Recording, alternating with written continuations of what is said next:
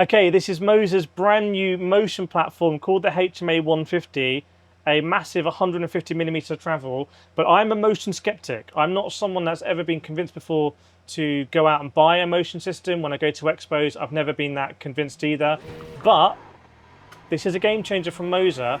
I have to caveat, a very strong caveat at the beginning, which is I don't know the price of this.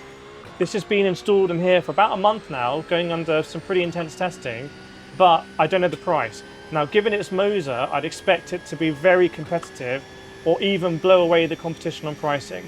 But what I'm going to talk to you in this video is about how I think motion should be set up, why this one's a little bit different from basically every other motion platform I've experienced previously, and actually why at Bathurst, I think it's made me a better driver, or it's unlocking more driving potential I have in myself, basically.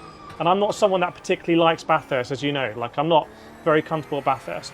So this is a 3 DOF system from MOZA with 4 actuators, and pretty easy to install actually, because the actuators, at least on a extrusion rig like this, just bolt straight on. There's a lot of calibration that just happens automatically in the software. And yes, we'll get onto software because MOZA have their own like Motion Manager software. It's not the same as what you get in Pit House. It's Motion Manager, but it kind of looks very similar, very easy to use. If you like Pit House, you'll like the MOZA software here. And it does come with like a couple of breakout boxes, one for the data and one basically for the power. This is a very powerful system. I think when I was reading some stuff about it, apparently you can go and do 1G of acceleration, which to me feels pretty significant. However, this is where I've got to get straight to the point. Every time I've tried motion at expos, and you might have seen me make content on this before, it's always for me been turned up way too high, way too aggressive.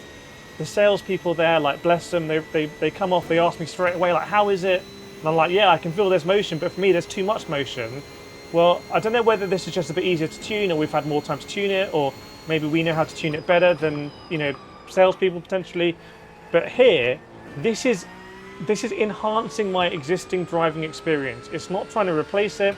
It's not trying to be like what I had previously with rubbish. It's just trying to enhance it. And I would say at Bathurst, a specific place where it's enhancing it for me is going up the mountain, so I'll explain that. But there's lots of tuning you can do in MOZA's platform when it comes to the pitch and the roll. You can change essentially like the smoothness of it, like make it less harsh. You can change stuff like speed and the other settings that you'd expect to change. You can also change the maximum travel distance as well. So here we haven't got it too crazy because we're in a fairly small room. We don't want to bash everything into each other. But I actually wouldn't have it on higher than this anyway. I'd have it really kind of subtle. Now when I come through this section at Bathurst, like I say, I don't really enjoy this section. I've never been particularly comfortable, but there's something about the motion here that just gives me a little bit more information about how the car is loaded, like what the tyres are saying. Like when I go into compressions, I can feel it. I can feel that the car's ready for me to give more throttle, basically. When the car's light, I can feel it earlier. I can feel it more intuitively, and I know to be a bit more respectful of the car on the track. And that's something that I've never experienced before at Bathurst. Normally I come up here and I'm pretty terrified, to be honest with you. And I've done endurance races here. I've done the big Bathurst 1000 and all that in iRacing, and it's pretty scary. Now you might expect here, this is where I feel like, whoa, we're going downhill, it's like a roller coaster. I would say it doesn't make a massive difference going down here, because you already know when you're going downhill into that braking zone, that corner's different, I'll come back to it. But when you go into a big downhill braking zone in your sim rig already, you know what's going on. This isn't going to change that. What this excels at, I would say, oh my goodness, is where it gives you extra information around corners that you didn't even realise you didn't have that info already. Now I spoke about that little left tilt after the downhill chicane. When the car goes light and when the car compresses, as I do more real racing and real driving on tracks these days, those are the really subtle cues that give you the confidence to just understand where the car's at and to drive appropriately. And this is why I don't think it's massively difficult to drive cars in real life, because you get so much information through your body, through your butt, through all these sensations here that you don't get in the sim rig.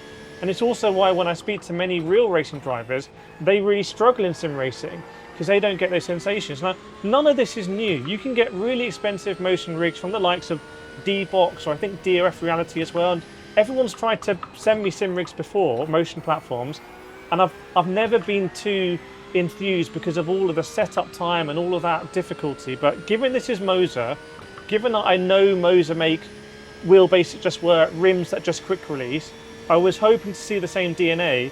And as you can see here, there is the same DNA here. This is like classic MOZA. You know, you don't need to have a PhD to kind of like go in and code everything. It just worked, which is absolutely fantastic. Now, one of the main advantages off the bat, I would say, that you get with motion when it's well dialed in is acceleration and deceleration. And there's an interesting reason for that. In my opinion, that's because your force feedback direct drive wheelbase already gives you a ton of information.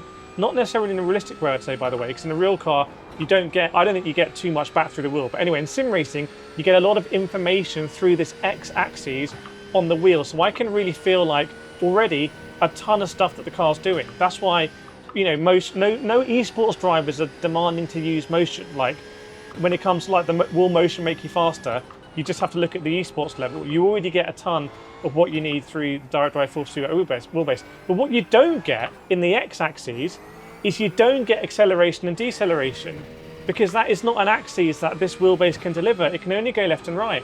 It can't go backwards and forwards. So using this motion rig is giving me a whole nother axis of information.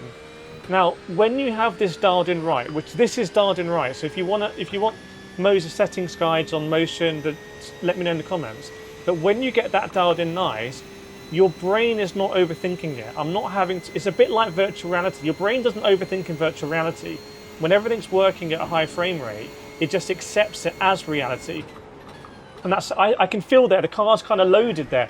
The car was absolutely poised to turn in there. I could feel on the brakes, on its haunches, and ready to turn in, because I'm getting this extra axis of information that I just didn't have before. That feels right. And I have a feeling this is all to do simply with virtual reality, about like the inner ear, or how you feel like acceleration, how you sense it in your body, essentially. Not even your brain, your body, how your raw sense of where you're being pushed around and what that means to your current acceleration or deceleration. I have a feeling that when the latency is low enough, when the travel distance is high enough, that actually you can just sense that as second nature.